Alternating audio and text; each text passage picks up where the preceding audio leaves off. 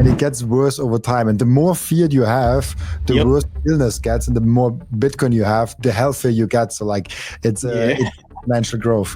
So from Bitcoiners, you can actually learn about entrepreneurship. You can learn about diet. You can learn about sports. You can learn about all those great things. I'm just thinking about, Robin told me to quit my job. No big deal. It's all right. Who the heck is Robin?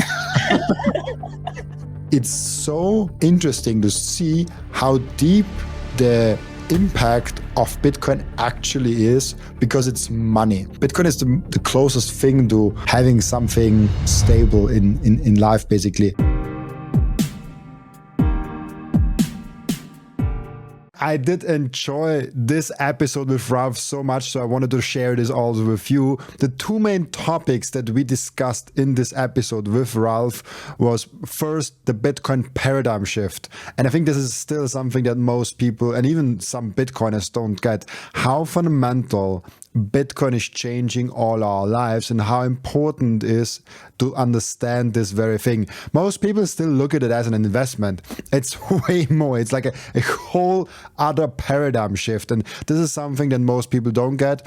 And this is why I always press on this thing that most people don't get, that Bitcoin is a paradigm shift. And then also the second topic that we kind of discussed is how important and why it is important to also talk about that and orange pill other people are on that, because the paradigm shift is so important and so shifting of all our societies. That's why we have to talk about that. And along the way, as always, I answer some personal questions, some behind the scenes questions. I think it's really interesting stuff that Ralph talked about and Ralph asked me about. And yeah, enjoy this episode where I'm on the other side of the mic. I'm not the host, I'm the guest. Enjoy it. Welcome to the Bitcoin RX podcast. This is your host, Nurse Ralph. Today, I got with me Robin, who is a legend for his daily podcast post, and he's going to help me give you your weekly dose of orange pill so you don't die from fiat disease. Robin, how you doing, man? I love the intro. Yeah, you definitely you should not die from fiat. Yeah, you should get your daily or monthly or weekly dose of Bitcoin. That's for sure. Yep. Oh yeah, it is it's a chronic illness.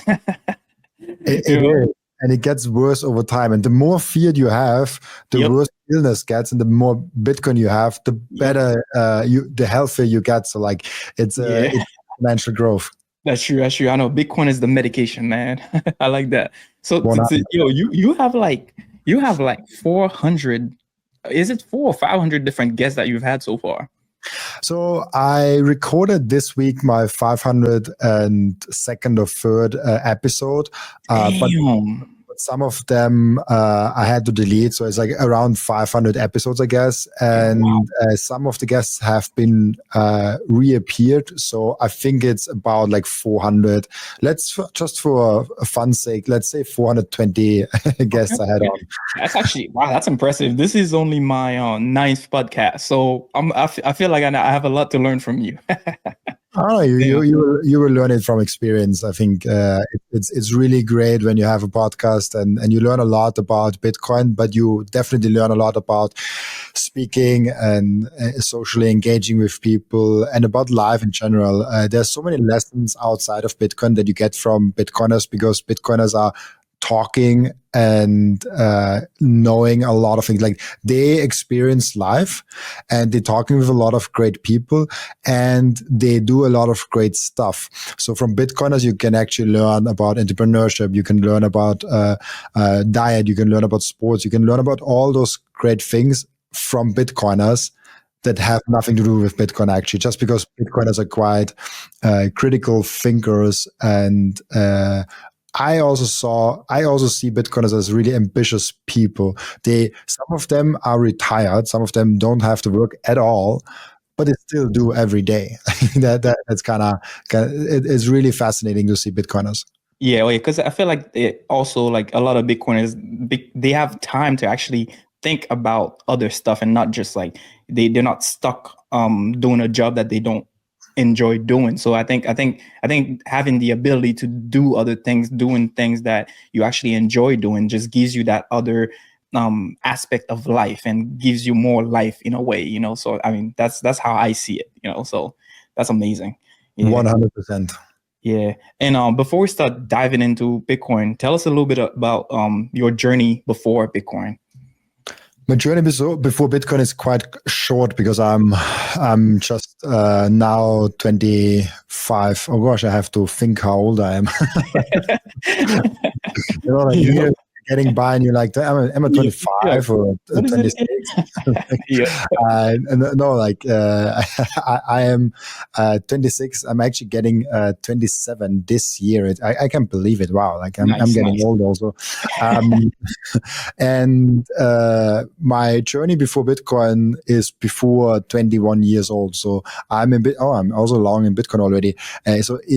When I was 21 years old, 22, somewhere along those lines were the first touch points with Bitcoin.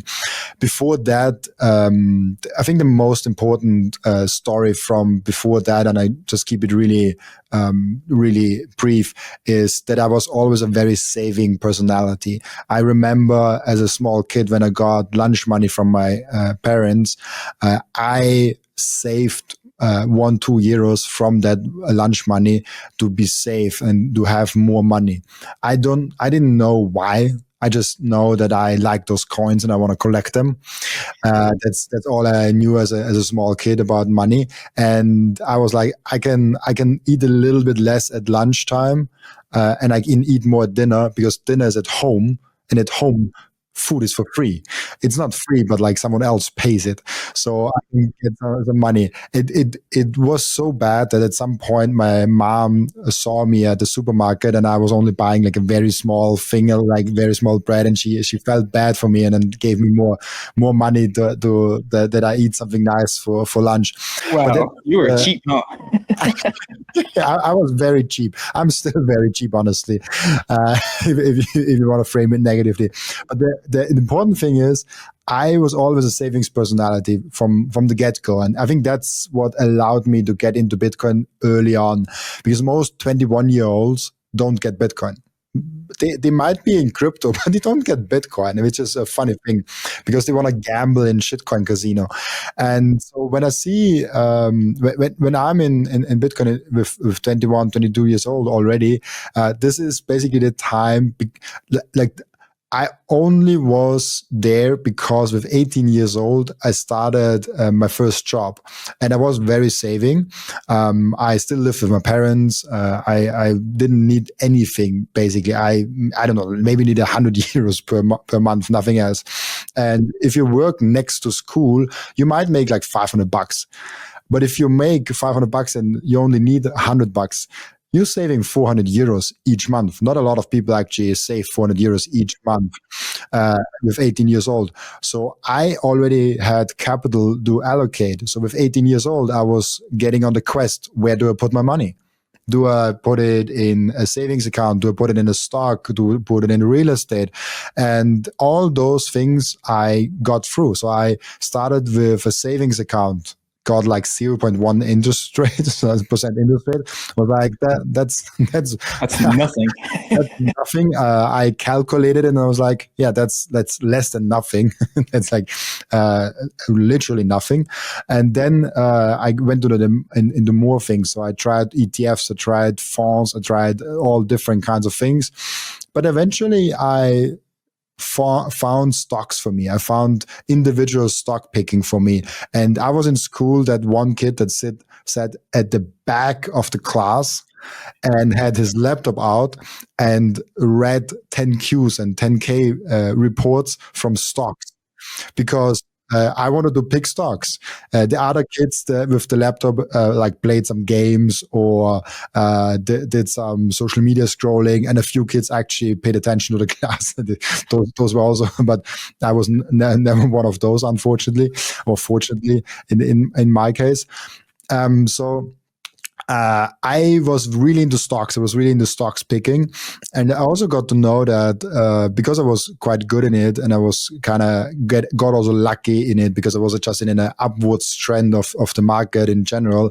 So I picked Tesla, I picked Apple, I picked Facebook, I picked Alphabet.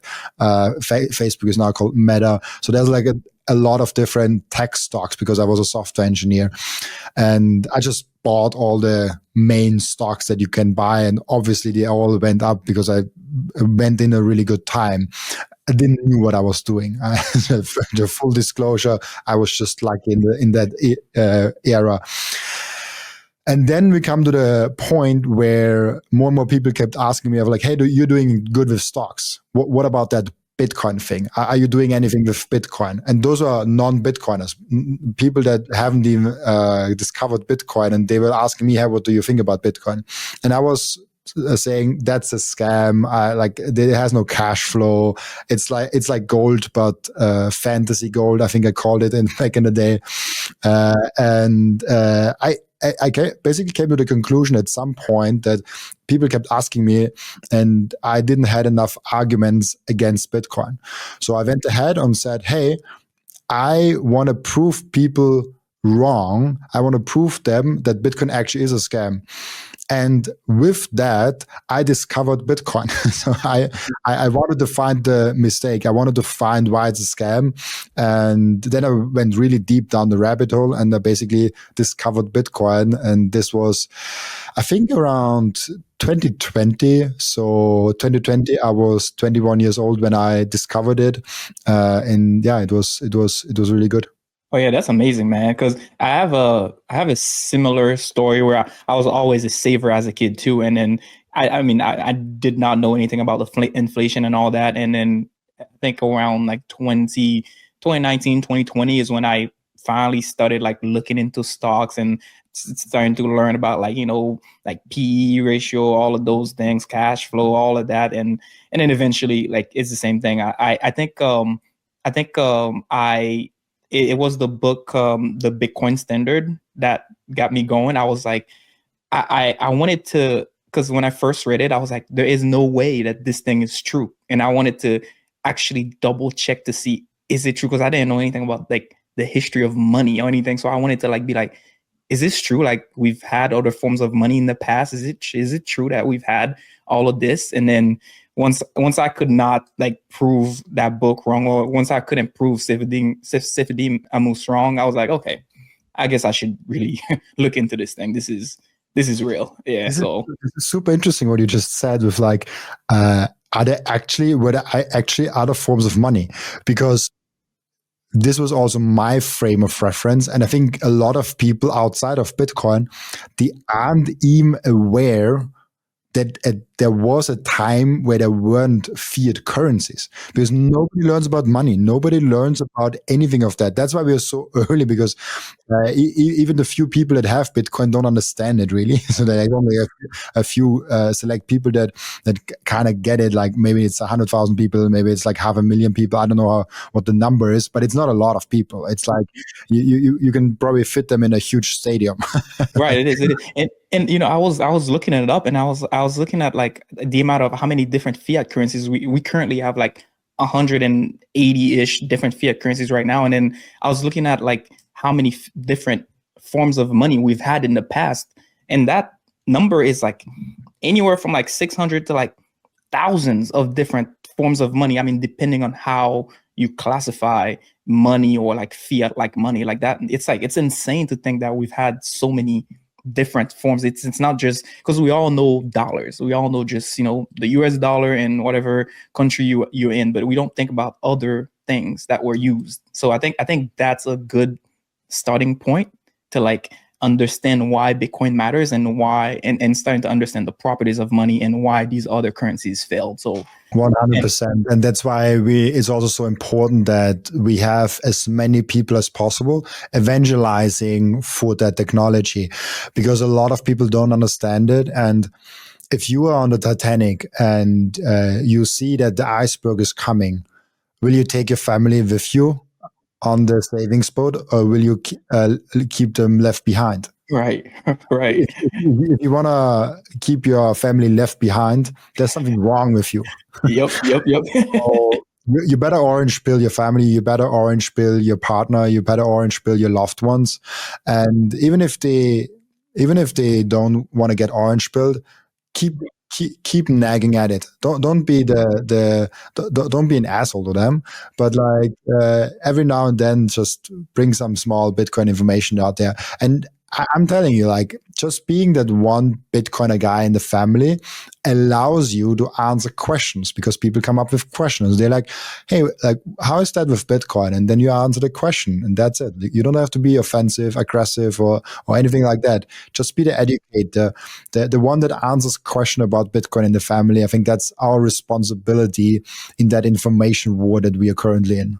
Yeah. Oh yeah. I'm the annoying guy. I mean, they know I'm gonna bring this thing up. Eventually, during the conversation, I'm gonna bring it, or something. I'm gonna mention it for sure. How's your family with all of this? I'm guessing that since you've been doing this for a while, your family's probably orange pill. But am I wrong about this? Is your family still kind of like questioning it, or? They are orange pilled. They have Bitcoin. It depends on because I have a huge family. And honestly, I've like my close family. Like I have mom, dad, sister. Like they're just like 3 people. But if you go out with aunts and uncles and cousins, like there's a huge family. My grandparents where they put a lot of efforts into making a lot of kids. So that's why we have now a lot of cousins and uncles and aunts and stuff like that. So. I saw something interesting, and there's like the closer you come to the sun, the hotter it gets, and the for me it's also the same thing. The closer the people are to me, the more they get Bitcoin. So the cousins, the uncles that have that spend the most time with me get Bitcoin the most. Like obviously my partner, my girlfriend, my mom, my dad, my sister, her friend, my one of 2 of my cousins that really get it. So the closer people get to me, the higher chance they actually have to understanding Bitcoin. And that's why I said it's so important to be that Bitcoiner guy. And it will pay off dramatically. If you are that one Bitcoiner guy in the family and you are always being like, okay, this Bitcoin, they will look back in 10, 20 years and like, he was right about Bitcoin. What else is he right about? What else will he find like this is a reputation play.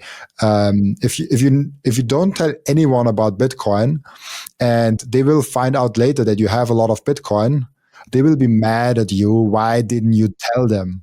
So make sure to tell them, so they are not mad at you in 10 years. Yeah, exactly. No, I agree.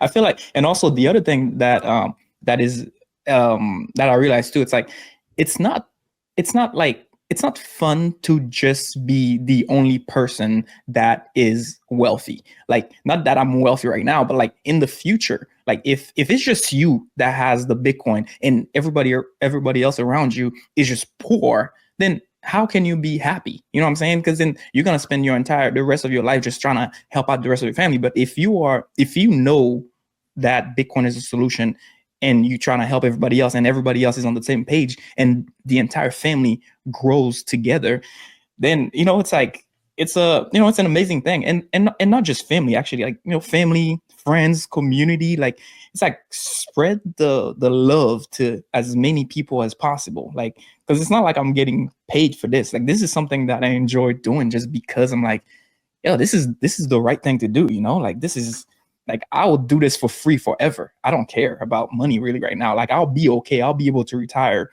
like before I'm 40. So I'm good, So yeah, that's interesting. I love that spirit. Oh, yeah. Talk to us about your transitioning from like your job to doing the podcast full time. Was that like difficult? Like, what was that like actually? That was the hardest thing I have ever gone through, probably till now at least, because I had a job that I liked. I had a job that was fulfilling in a lot of different ways. I liked my boss. I liked my colleagues.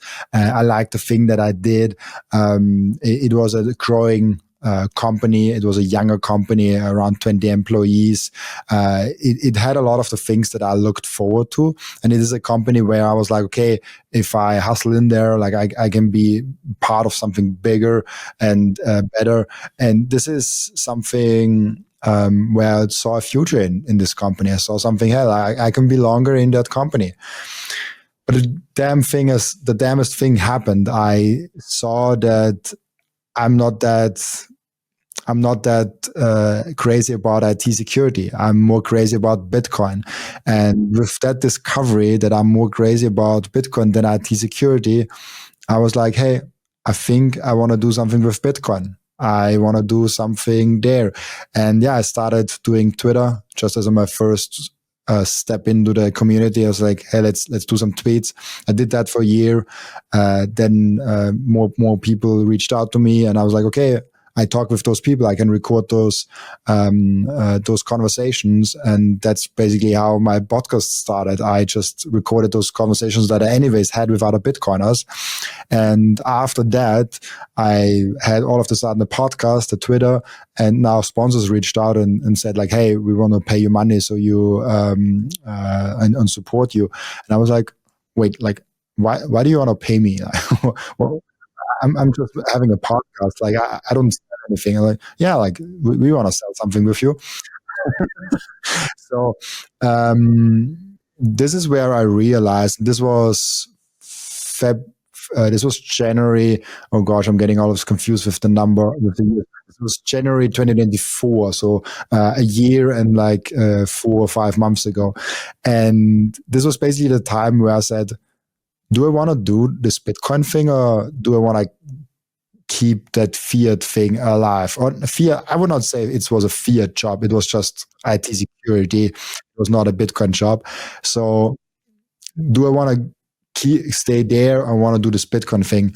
Now in hindsight, it looks so obvious. Like, oh yeah, you have this podcast, you can live from it. You go around the world. You're speaking at conferences. I'll be tomorrow. I'm flying to Dublin. Then day after, then directly after that, I'm flying back to Vienna and then to Las Vegas. And it's just like what a life do I have? Like it's all what I dreamed for. So in hindsight, it looks so obvious, but it just wasn't obvious a year ago. It just wasn't. And back then was, hey, I can go in this bigger risky thing where I don't have any securities. I don't have any like long-term contracts. Even the first sponsor that reached out to me and said like, hey, we want to give you money. It was just a temporary thing. It was just like, hey, let's try it out for months and let's see what happens. So worst case, I am after 3 months with no income and nothing, and I just quit my job. So that's like the situation. And I remember myself that I am, how do I put this? There was a speech that I listened to from Jim Carrey, and he basically said, and it resonated deeply with me, and I'll butcher it probably, but he said, if you can get fired at a job that you're good at, that you don't like, so you might as well just take the chance and try a job that you're good at and you like, because even if you take the conservative route, you can also fail. You can also get fired. You can also like things happening. If you have the risk of losing your job anyways, if you have the risk of losing your company, if you're an entrepreneur and all those things, if you have that risk anyways, why not have this risk in something you really enjoy? Then my problem was I really enjoyed also the other thing. It was just not as good as the Bitcoin thing. And the final thing that really tipped me over the edge was, I guess, Jeff Booth. Jeff Booth was really very influential or impactful in that journey of mine, because he said on my podcast, and I was working full time when I had Jeff Booth on my podcast. He said to me, when you are all in with your money in Bitcoin, why are you still giving the old system your power, your time?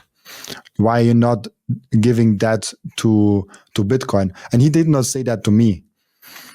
He asked that himself when he was all in Bitcoin, but still had his time and his funds in the fiat world. And then he shifted everything with ego dev capital to Bitcoin. And then I was like, okay, it makes a lot of sense. And then it just was just like one day where like, I guess I have to quit my job. Damn, that's deep, man. That's deep. Holy crap. I have to think about those. Because those are two pretty like awesome quotes from two different people. Honestly, like it's like, you know, the Jim Carrey things is pretty like, you know, I mean, I can't really. I mean, you only have one life, and you know, he's right. Like if you can get fired easily. I mean, even myself as a nurse. I mean, if I make one bad mistake, there I go, I'm gone. And yeah, and Jeff Booth also, you know, he's very inspiring. And yeah, it's the thing is, it's like it's so hard to like take that leap of faith. You know, it's like you say, it's like that initial step is kind of like, it's so hard to like it, because I think it's the uncertainty. You like, what if this doesn't work out? What if this doesn't work out? And you're like, oh my God, like I don't know. So, I found the quote quickly from Jim Carrey, and the exact quote, and I love it so much. It really gives me goosebumps just like thinking back at that time. Yeah, he said, "You can fail at what you don't want, so you might as well take the chance on doing what you love." Damn, I like that. That needs to be on a shirt. That's pretty good. That's pretty good. Wow. Okay, I'm pretty sure that there are a lot of shirts out there if you want to buy them. Oh yeah. Yeah, man. Now you know what? Now that got me thinking, man. You know, it's crazy because, you know, now you got me thinking about quitting my job. I hope my boss is not watching. You've won a podcast with Robin, and all of the stuff. You want to quit your job, right? I'm just gonna blame you, man. I'm just about Robin told me to quit my job. No big deal. It's all right. Who the heck is Robin? The first time I ever made any money, I got myself from that money a watch. And ever since then, I collect timepieces to remember times where I achieved some milestone. That's why I got the Bitcoin 2025 edition when I went to my first ever American Bitcoin conference. So for me, the Bitcoin watches from Coin Vigilant represents the time that we are living in. For every person that wears a Bitcoin watch, I know they are representing sound money to the outside world. Make sure to check out those amazing Coin Vigilante timepieces down in the descriptions. I love those watches so much. Most people realize that way too late. If you have Bitcoin, you have to have a self-custody hardware wallet. But what are you doing if that hardware wallet breaks? Yeah, you wrote your seed phrase on paper. What if that paper is just dissolving or water is spilled on top of it?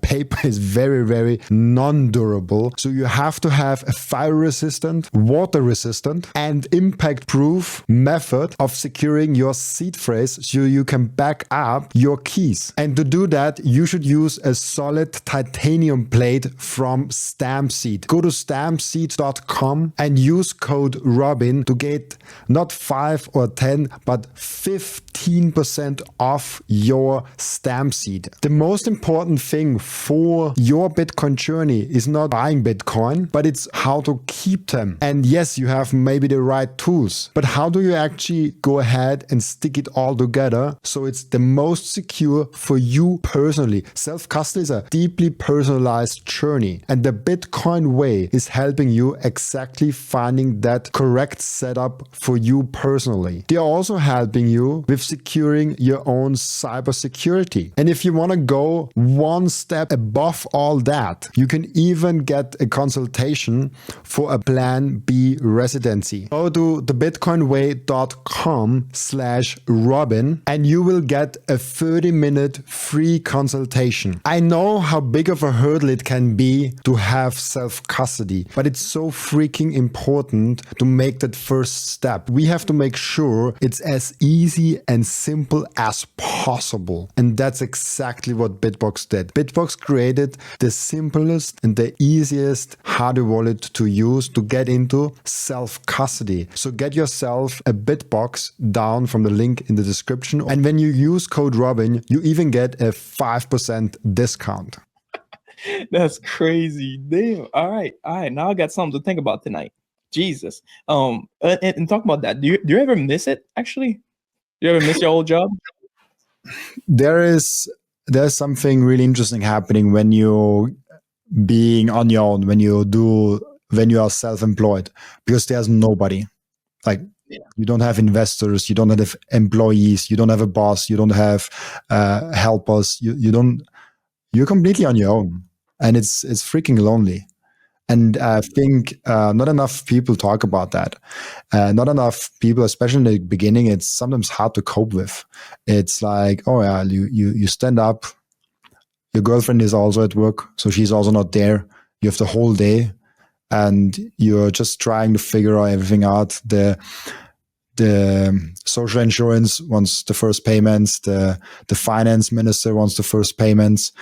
The sponsors don't want to pay as much as you want, or as you need. Then the podcast sometimes has also ups and downs. Sometimes the views are down. Sometimes the views are up. It's freaking lonely, and I understand why not a lot of people do it.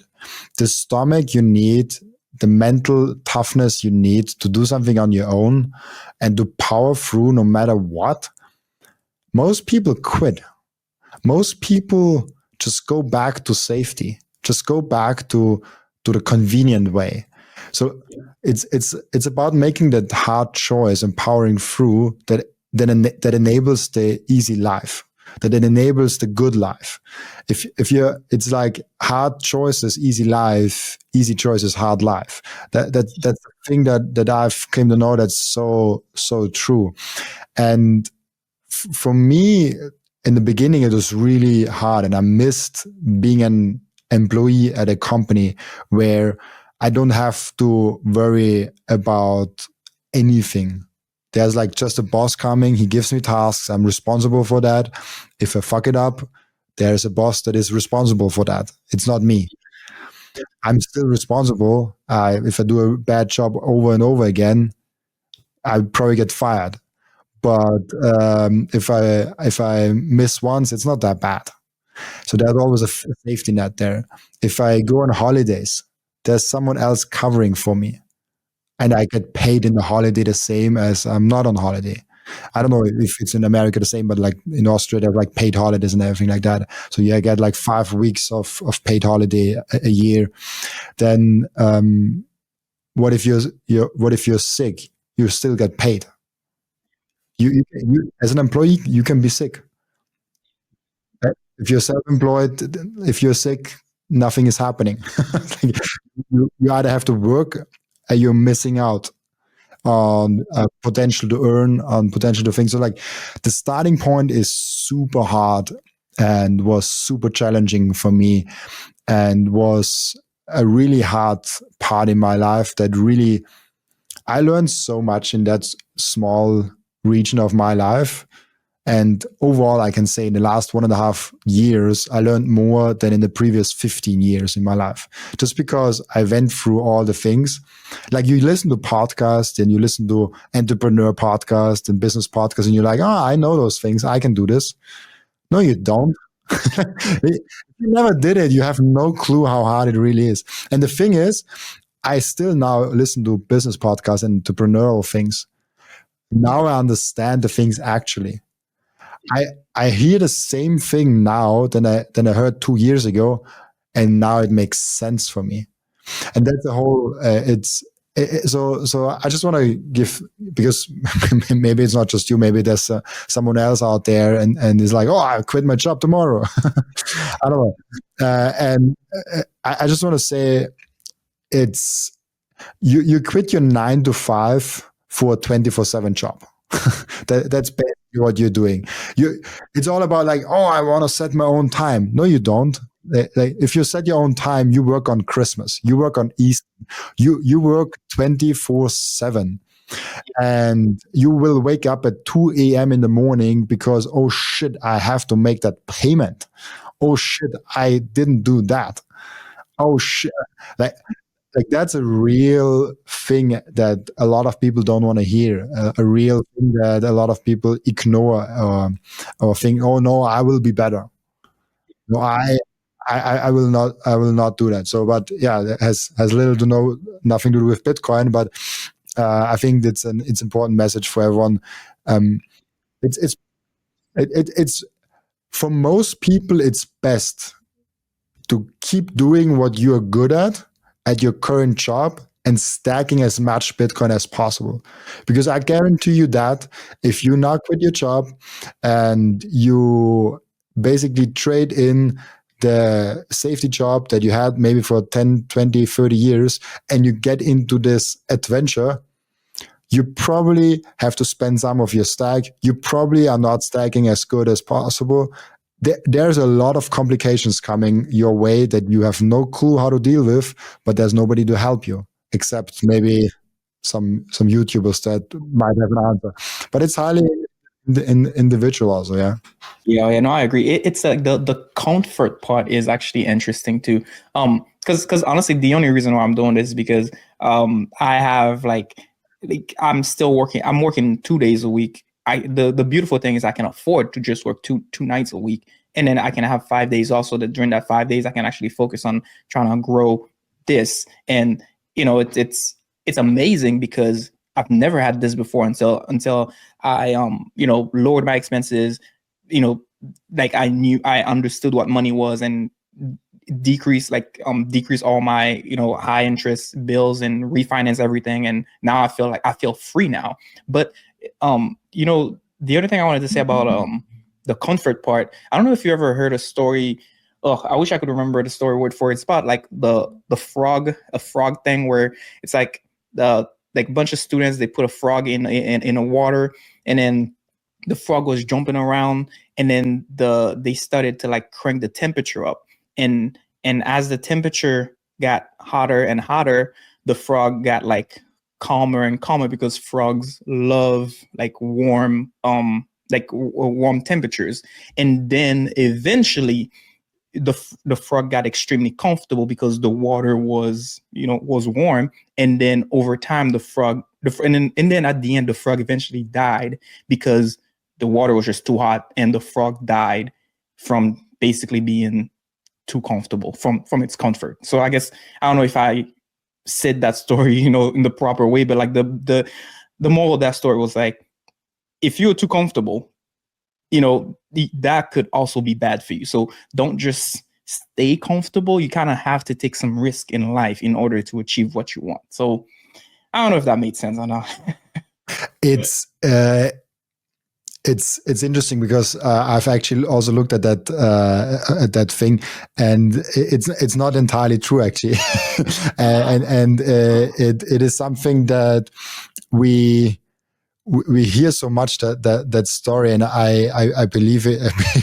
I even used it in the past, but then some guest of mine said like, "Oh, that story is actually not true," and I looked it up and I was like, "Oh shit," because. Most frogs, and they have done multiple studies on that, and there are some instances where frogs don't jump out, but there are some instances where where they actually try to escape. There's some instance where if it gets so hot, it gets hard on them, and then they actually trying to escape. It just can happen that in that instant there are also some failure of heart, like failure of the body and stuff like that. So but in the literal sense, if you just put a frog in a boiling water or like in normal water, and you slowly crank the temperature up, they most likely jump out or trying to escape. Maybe they cannot because they have some body failures. So it's super interesting because I bring the same example up with Fiat. I think that, there's a lot of people saying, like, oh, like there's like inflation, and we just crank up the inflation a little bit, and people don't notice. Yeah, that's true. If you keep inflation actually at 2%, people probably will not notice that much. But the thing is, you cannot keep the inflation at 2% because the interest rates have to be paid. And at some point it's 3%, and some point there's 4%. And there's always a reason to print more money. We saw it in COVID. There's a lot of reasons to print more money. And those things will come again and again and again. As Larry Lepar says, the big print is coming. And that's 100% true. So we will cranking up the temperature, but with the fiat system, it's interesting because the temperature will be cranked up faster and faster and faster. So we don't have that slow, smooth transition. And in that way, the frog, in that way, in that sense, the citizen that has the money in the fiat currency, he will jump out and he will get to Bitcoin because it gets too hot. They will escape from a system that is being bad to them. And we see that in Turkey, we see that in Argentina, we see that in so many different places where people have hyperinflation, and all of a sudden they are actually opting out of that system and they're going to gold, they're going to a US dollar because it's a better fiat currencies than they own have. They're opting out of that system. They know it's not a good money. And even if they don't opt out, they are trying to buy things from that money as soon as they got the salary. They get the salary and directly go to the supermarket and buy like a month's worth of toilet paper. Like a weird example, but so the boiling water of fiat will get to a temperature where everyone is just escaping from it. Now with US dollar, with euro, and with some other currencies, it's not as boiling as it could be. So people are still comfortable. They're still enjoying the warm bath. It's like nice. It's comfortable. There's some bubbles going on. There's music in the background. There's like a TV in front of you. It's a nice warm bath. But I guarantee you that the central banks are cranking the temperature up, and you will, you better get out before your body is failing. So with that's kind of the frog analogy there, where some of people might not get out early enough because they ignore the hot temperature, and then their body and their heart is maybe failing before they cannot get out. They miss the point of exit. And I hope I can get as many people as I can out of the water and into the safeness, and try their hair and stuff. Yeah, that is actually interesting. You know what? That was actually a great like example, switching that frog story to the fiat thing. Actually, that was interesting. We're gonna have to like write a little story about that, a little mini book about the frog instead of the water thing. Okay, I actually like that a lot. And do you remember which guest actually said that by any chance? Or yeah, I know you probably yeah, somebody out there said it. Yeah, that's a bad thing because I'm currently in the works of writing a book, and it's so hard for me. Like, oh, I know that who said that, because I want to credit them somehow, and I probably will just write something like, everything in this book I learned from my podcast guests. I just don't know who said what. Unless you have the time to like go through every single one of your podcasts again, but that would take forever. But yeah, oh wow, that is crazy. And then other than that, like I've like from like interviewing all your guests, like what would I mean? I know this is gonna be maybe a little bit tougher question, but like what would you say are like three main messages, three main things that you've learned from them so far? It's not a tough question. I love that question because I actually have three things that I learned from the podcast. The first is Bitcoin is not money. Bitcoin is not an investment. Bitcoin is not a savings. Bitcoin is a paradigm shift. It's foundational. I actually had that discussion right today. It's actually something that I've learned today. Bitcoin is a foundational invention. There are foundational inventions that are perfect from the inception. So let's take the wheel, for example. The wheel was perfect from the inception. It was a wheel, and it's spinning. It's so simple, and it's amazing. Of course, people will put things on the wheel and they will try to modify it a little bit, but it's still like a round thing that is spinning and has like an act like it's a wheel. you can name it differently. You can put different things on it, but it's still a wheel. And the same thing with other discoveries like the fire, with other things that we have seen in the history. There are foundational inventions that are true and that are perfect from the inception. And Bitcoin is something like that. Bitcoin is a foundational invention, a paradigm shift, like the printing press, the steam engine, electricity, the electronic telegraph, AI. All of those things will massively shift how we think about money, how we interact with each other, and what we do in our daily life. it's so interesting to see how deep the impact of Bitcoin actually is, because it's money. It's such a foundational thing to our human beings. So that's the first thing I've learned, that Bitcoin is the new base layer for civilization, and early adopters will win massively, and everyone else kind of gets everything else kind of gets repriced, and those people who kind of get left behind and get repriced in what they are doing, those will learn the hard way why not adopting an paradigm shift can hurt a lot. It's the same thing with the internet. There are people to this day actually that say, oh, the internet is not good. And there are a few people that embrace the internet, like Jeff Bezos. He's like, hey, I want to sell books online. People are like, oh, like how like who will buy a book online? I have a store right here. Like, why would I go on the website? I don't even know if it's safe. Yeah, turns out it was a good idea to embrace the internet.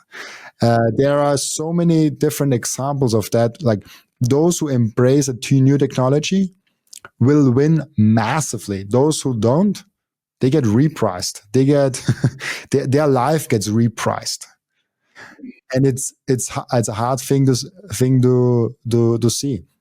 And that's the first thing I kind of realized when I talked with now like almost 500 different guests, or like over 500 episodes. The second thing I would say is that we are in an information war. We as Bitcoiners have the responsibility to stand up for Bitcoin, to be digital and offline soldiers for that information war that's going on.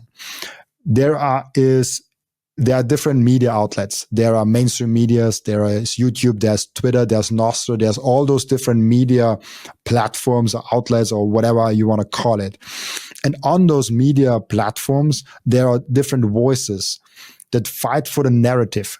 They fight for, what is Bitcoin actually?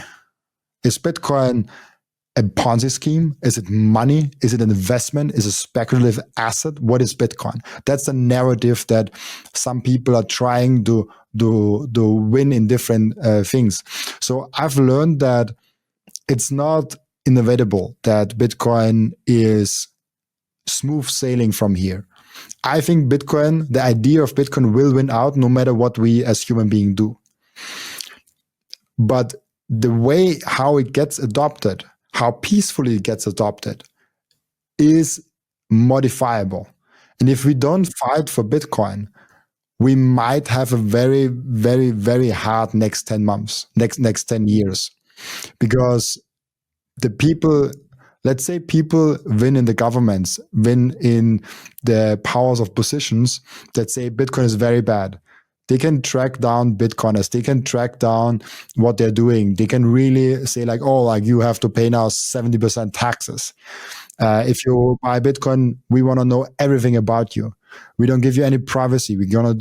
This will make the life of Bitcoiners super, super hard. And we are already a little bit above that. So this is one thing that I've learned, that it's important to stand up for what you believe and that you are fighting in that information war. But honestly, we are winning. We're winning really good. I'm amazed by how good we're actually winning, especially in America. You're in America. So that's like fascinating to see how the narrative has completely shifted.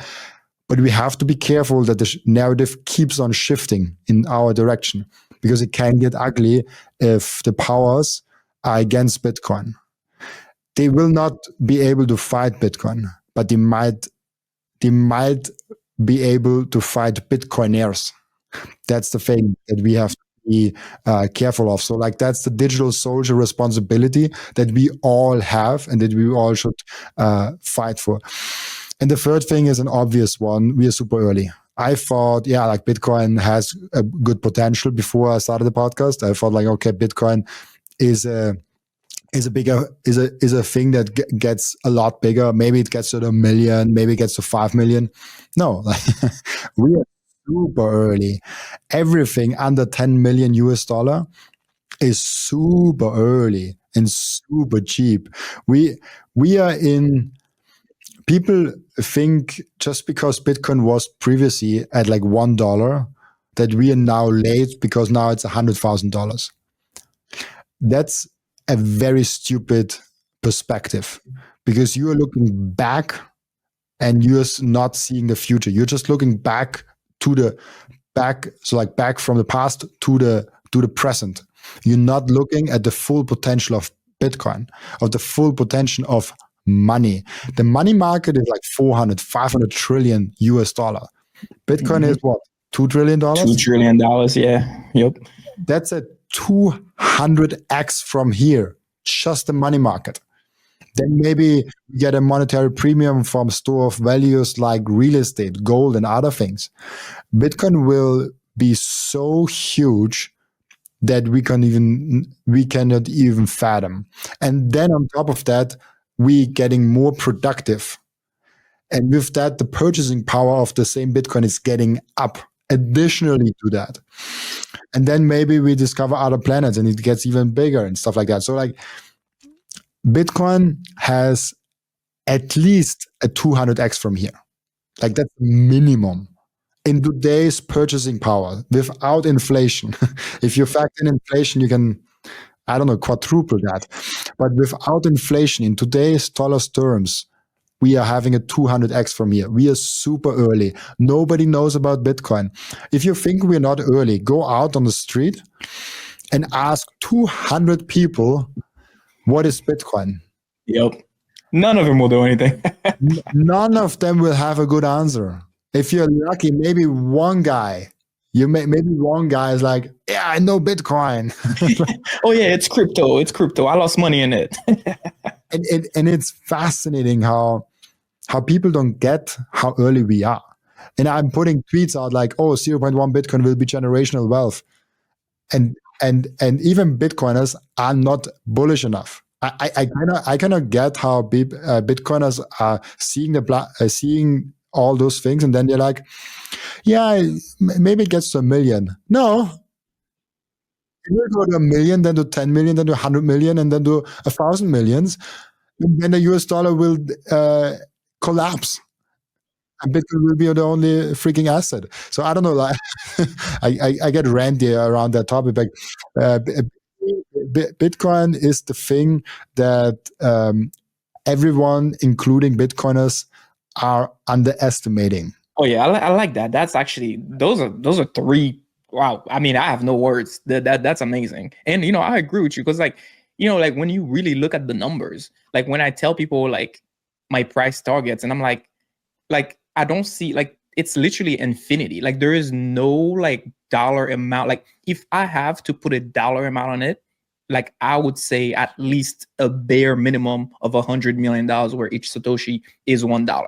Like I don't see Bitcoin. Like I don't know. Like a price target to me is just like I don't know. Like it's like the price target is when the US dollar is no longer here. Like when everybody is transacting in Satoshis, that's the price target. Like the end of fiat is the price target. So I feel you.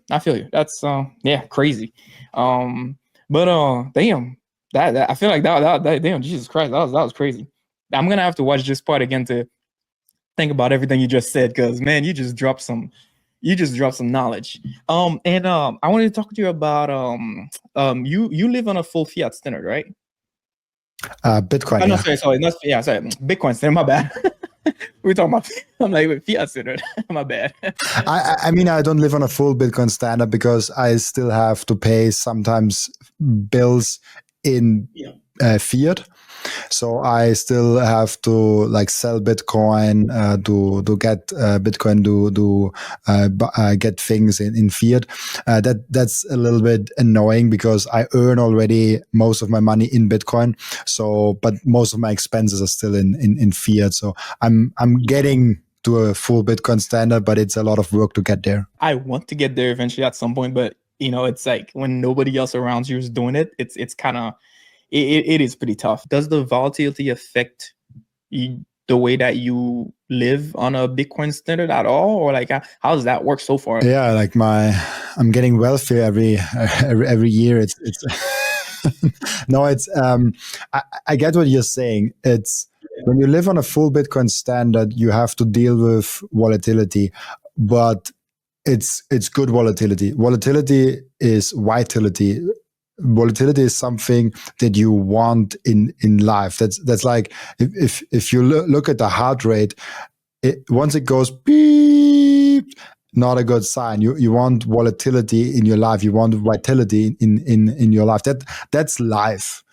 Nothing in life is stable. Nothing in life is always the same. Bitcoin is the closest thing to having something stable in life, basically.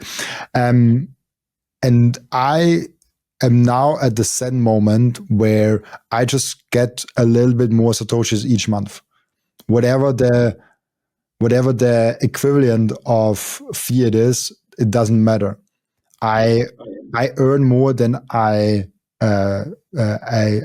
spend each month. So each month I get a little bit more Satoshis.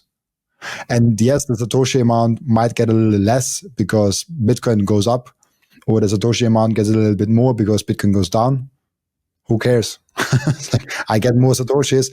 I have my Bitcoin stack from what I don't spend. Then I have my Bitcoin stack from what I spend. This is like the short term, what comes in and comes out. And I get a little bit more Satoshi each month. Like that. Whether the price goes up or down, it doesn't matter. You winning.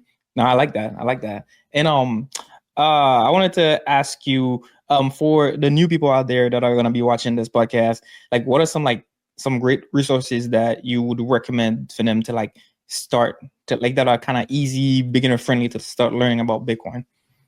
I just see that my camera is not focusing. Oh, yeah, tiny. Now it's getting there. Yeah, there you go. Yep. Yeah. So what I recommend is not my podcast.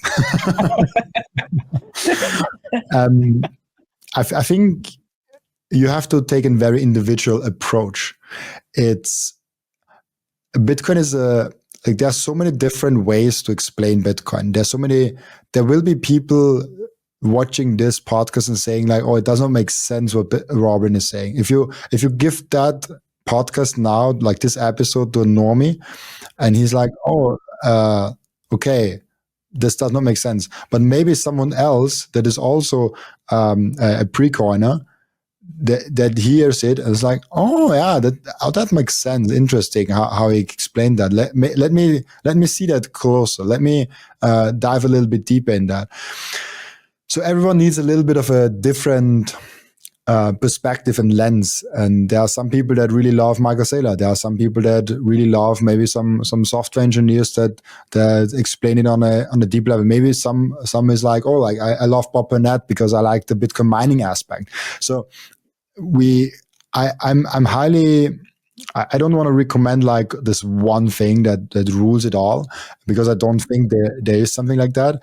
But what I will say is there are some classics. We mentioned already the Bitcoin standard from Seyr and Moose. This is a real classic that I think most Bitcoiners should at least read, or like at least get a summary of it. Like at least ask ChatGPT of like what is covered there. But like if you can manage, read it. It's a really good book. And then just like see different podcasts, see different people. Don't just get it from one person. So see as many different persons as possible. You don't have to be as wild as me with like 500 different, but maybe get like 100, maybe get like 50 different people. It also depends on how deep you want to go into the Bitcoin rabbit hole and community. Do you just want to see that it's your money? Like, it's probably enough to spend like 100 or 1,000 hours in that rabbit hole, and then you see, oh, it's money, and then you can move on and do whatever you want to do. But some people just want to go deeper and deeper and deeper and deeper, and that's yeah. So I think if there's one resource, I would go with the Bitcoin standard, because it's an all-rounder. But it's also sometimes hard for someone that for the first time ever hears about Bitcoin. It's not there's some pretty advanced stuff in there that where you might say like, oh, okay, that's too much. I agree. Yeah, it's like the same thing with me. I feel like I like once I understood kind of what Bitcoin was, and then like I didn't like I feel like a lot of Bitcoiners, they dive into the technology and learn a lot more about like dive into the mining aspect and all that. And then meanwhile, me over here, I'm like, the part of Bitcoin that interests me the most is how it affects health and diet, and like that's the area that I'm actually more focused on. And like, have you ever read the book Fiat Food? I haven't read it actually, but I interviewed Matthew Lysiak, I think the author of the Fiat Food, together with Seyfriedin. So I've dove in this a little bit, but I actually didn't read the book. Oh yeah, that one I'm gonna read it a second time because I'm like, wow, this was fascinating, and I'm like trying to like fact check everything again. I'm trying to like I'm doing the same thing that I did with the Bitcoin standard with the Fiat Food, because I'm like, wow, if this is true, like it almost feels like we've been poisoned our whole life. Like it just feels like the whole our like the entire um what is it, like the food system. I mean, I don't know about where you live, like, but in America at least, this is like, it's like, it just mind blowing to see like how corrupt fiat made our like dietary and pharmaceutical and all these industries are just like, I don't know, man. It's too much. Like it's just so much information. It's actually a lot better in Europe. That's like one of the few things that is good about a restrictive restrictive government. We have really hard rules on what can be in the food and whatnot. And I've heard a lot of Americans even talking about that are big in health, comparing the European diet to American diet. And there's a lot of studies on like how many people are obese in Europe and how many people are obese in America. And the numbers are very clear that Europe is really leading there, because we have a lot of things like, we're really big on whole foods, not a processed foods. We want to eat full things. We are not. We avoid a lot of chemical things, poison basically, that cannot come in our food, that is allowed in America, and because of it's cheaper with that and longer. It can longer endure with that. They just add it, which is really bad for the health and for the body. So that is one area where actually I really like European food. When I'm here, I even like. It's funny. I even see the quality of McDonald's and Subway, those American brands. I ate them all my life here and now in Austria, in Europe, and I was really excited to try it in America, because America is the original, like where McDonald's is from and where Subway is from, and it tastes like shit. Damn. Because like in Austria McDonald's, you get burgers with where the beef is from Austria, and it's actually a good quality meat. It's not. It's like not making advertisement for McDonald's for Austrians. It's still a bad food, but compared to the one in America, it's like, oh, that tastes shit. Like it's not good. It's not good for your health. It's not even tasty at all. So and I think I only have one reference. It was like Miami City, where I was at a Subway and at a McDonald's, and it was just like, it was just not good. That's crazy. I haven't been to Europe yet, but I would love to try some European food, man, to see how different it is. Because yeah, I was reading too. Like you guys do. There are a lot of like different chemicals that you guys are not. You guys don't allow in your food that America's like, oh yeah, you can put it in there. Like, because even my wife and I, sometimes when we go grocery shopping, now the thing that I started doing now, I started looking at the ingredients, and like sometimes in the little packet, at the bottom in the small prints, they literally in fine print says this may contain something that can cause cancer, and if you're pregnant, it will cause brain damage in your child, and it literally says it word for word. So it's like, why are you selling that? why are you selling that crap if it's not like I don't get it. Like why are you purposefully poisoning your citizens? Oh well, before I let you go, actually, other other than the number grow up technology, how else has Bitcoin changed you so far? I mean, I'm a special case because I'm working in Bitcoin and my whole life is evolved around Bitcoin. And I want to bring up one example, but that's financially related. But I think it's everything is a little bit financially related, but it makes sense.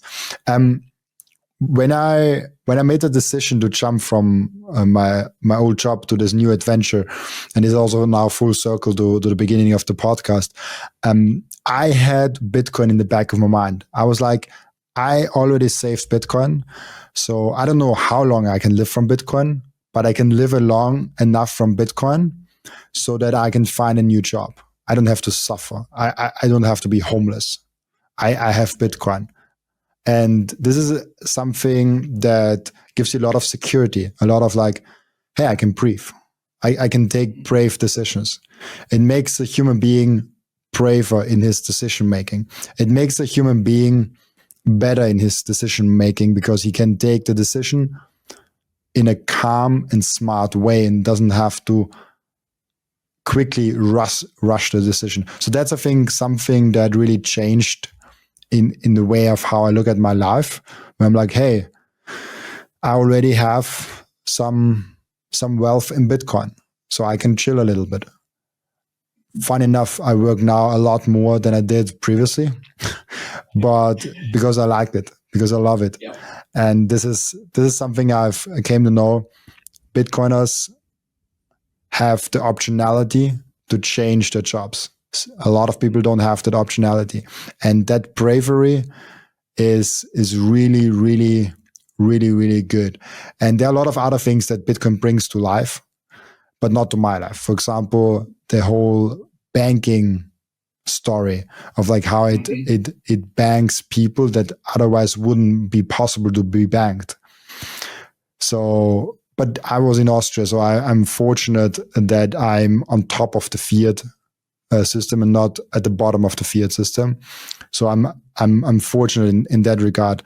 So Bitcoin basically brought a bravery and the store of value to my world, and not so much the property rights or the spending, the banking, and all those things. It's more about the store of value for me personally, even though the other things are bigger and more important. Yeah, and I know you are still 27. You're turning 27 soon. But if you had to go back in time and give your younger self advice, what would you tell yourself? Would you do anything different other than buying Bitcoin? Of course, none of that. What would you tell yourself? I wouldn't do anything different. I'm really fortunate how my life turned out. I look at the decisions that I made, and even the decisions that I made poorly turned out to be great in the end of the day. So I think there's it feels like there's someone watching out for me. There's everything is kind of turning in good directions, even though it might have not felt like that in that very moment. And so I'm extremely grateful and extremely blessed with an amazing life, and I wouldn't do anything different.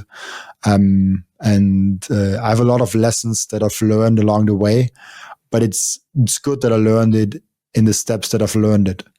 Because if I've had all the lessons that I've already known now when I was 18 years old, this would have maybe ruined my life, because maybe then the steps how I naturally and organically learned those things would have messed up, and this would have stolen the joy of discovering those things.